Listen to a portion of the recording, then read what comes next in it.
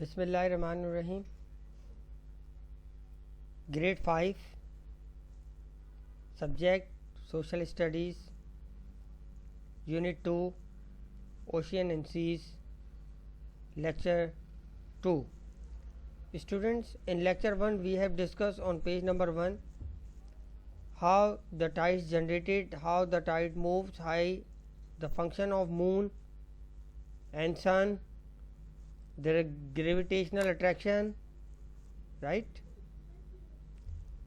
And we also learned that the waves generate the tides. Then we were discussing Pacific Ocean.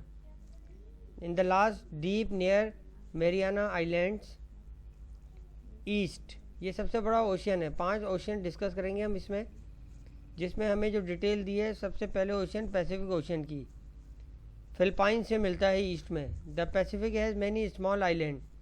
ये जो Pacific ocean है, इसमें छोटे छोटे से जजीरे भी हैं बहुत सारे, क्योंकि ज़ाहिर है इतना बड़ा समंदर है। अब ज़मीन के अंदर वोल्केनो एरप्शंस हुआ, ज़मीन ऊपर आ गई। कुछ डिस्कशन यहाँ पर भी होगी, बहुत सारी डिटेल मिलेंगी आपको। Vasco Nunez de Balboa was the first European to view the Pacific Ocean in 1513. Then a Portuguese sailor, Ferdinand Magellan, became the first one to sail across it in 1521. He named it Pacific for its peaceful nature. He sailed from Spain to Legazpi in the Philippines, crossing the continents of South America at Cape Horn. तो जनाब, ये हमारे पास discussion हो गई। Pacific का नाम जो है वो रखा गया, किसने रखा? ये सेलर फर्डिनेंड ने। ठीक है, यहाँ पर बात हमारी क्लियर हो गई। आगे चलते हैं। और इसकी डेप्थ भी कब किया? ये 1521 में इसने क्रॉस किया, और इसने इसका नाम रखा क्योंकि ये पीसफुल था। अब सेकंड हमारे पास समंदर है अटलांटिक ओशियन।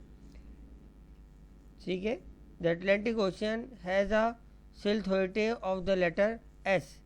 ये यहाँ से लिया गया है। सिलहोइटे जर्मन का वर्ड है, यहाँ से। Forming a bridge between the north and south America, thus separating the continents of Europe and Africa. तो ये दो कॉन्टिनेंट्स के बीच में आता है, ठीक है, नॉर्थ और साउथ अमेरिका के, और सेपरेट करता है यूरोप कॉन्टिनेंट को और अफ्रीका को।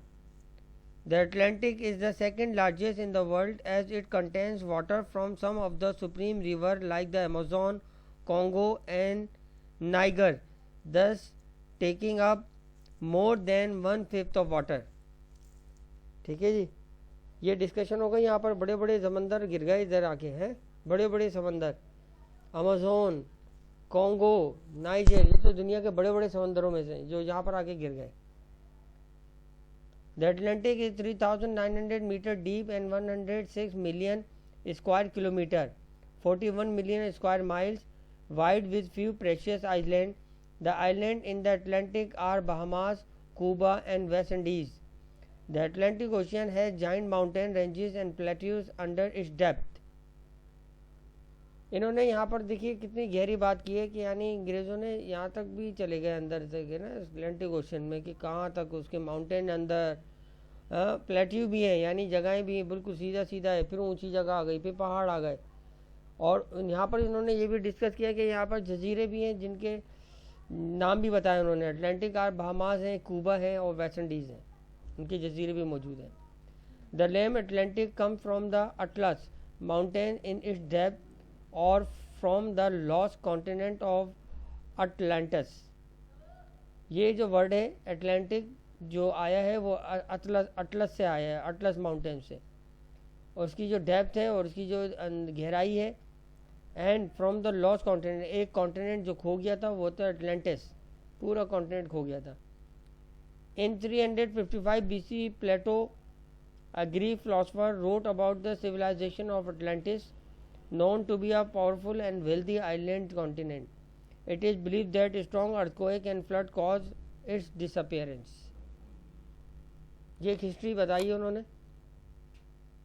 जिसके अंदर जो हमारा ये है ग्रीक फिलोसफर प्लेटो, उसने उसकी तहजीब के बारे में भी बताया अटलांटिस की, कि वो कितने पावरफुल थे, वो पैसे वाले जजीरा था। लेकिन क्या हुआ कि या तो कोई अर्थक्वेक जजीरा आया या सैलाब आया जिसकी वजह से डूब गए वो लोग।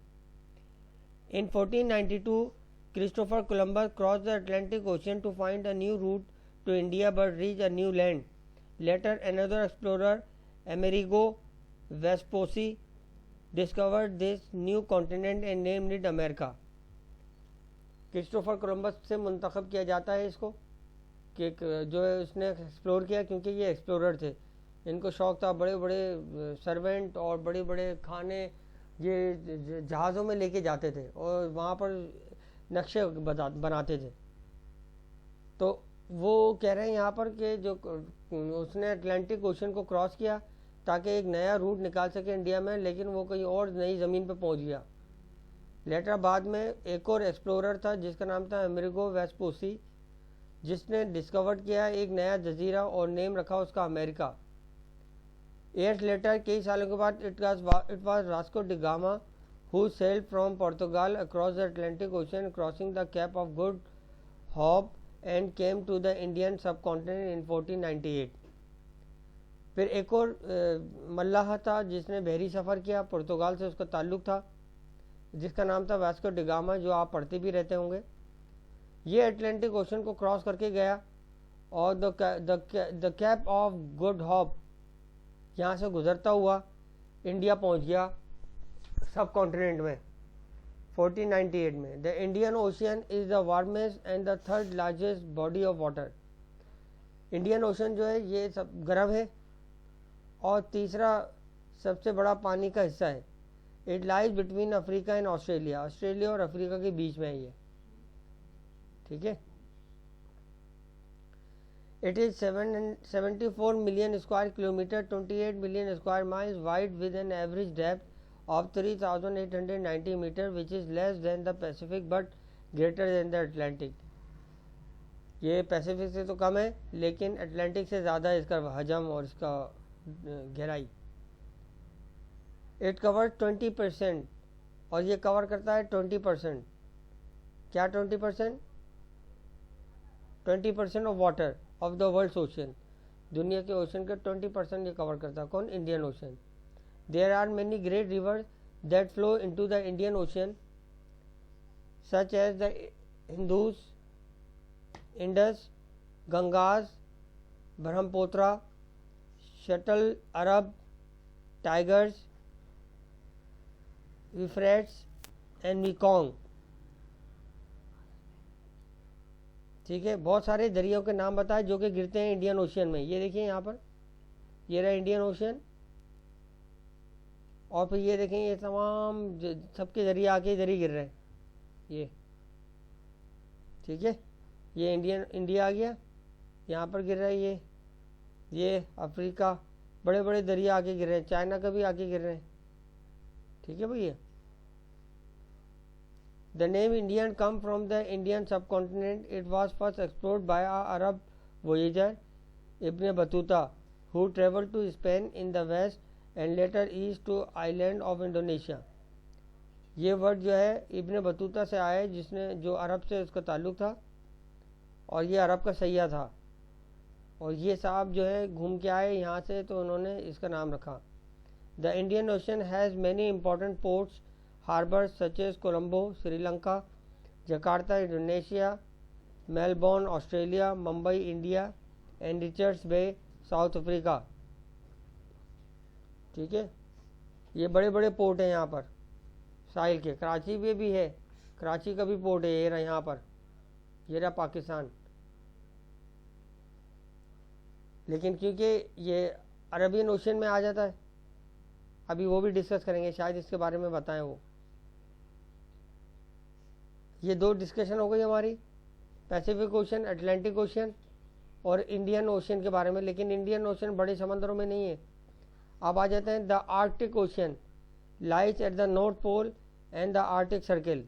ये लीजिए, ये यहाँ पर आ गया इसका अब मसला ऊपर, ये रहा मैप ऑफ द ओशन, ये देखिए ये रहा, ये जो है ना ये नॉर्थ पोल है, ये आर्कटिक है, यहाँ से आर्कटिक कॉन्टिनेंट भी हमारा, और यहाँ पर समंदर भी है। Lies at the North Pole and the Arctic Circle. It is an ocean that borders continents of Europe, Asia and North America. Arctic Ocean is the smallest ocean with an area of 5.5 million square miles, 14 million square kilometer. Most of the area around the Arctic is covered with ice all the year round. और Arctic का जो ज़्यादातर हिस्सा है पानी का वो बर्फ़ से घिरा हुआ है, और जब वो मेल्ट होता है तो वो एक समंदर नया बन जाता है। अच्छा जी स्टूडेंट्स, हमारा सेकंड लेक्चर यहाँ पर ख़त्म होता है आर्टिक ओशन तक। फिर इंशाल्लाह थर्ड लेक्चर के अंदर हम डिस्कस करेंगे। ठीक है, थैंक यू वेरी मच, अल्लाह हाफिज़, अपना ख्याल रखें, बहुत शुक्रिया।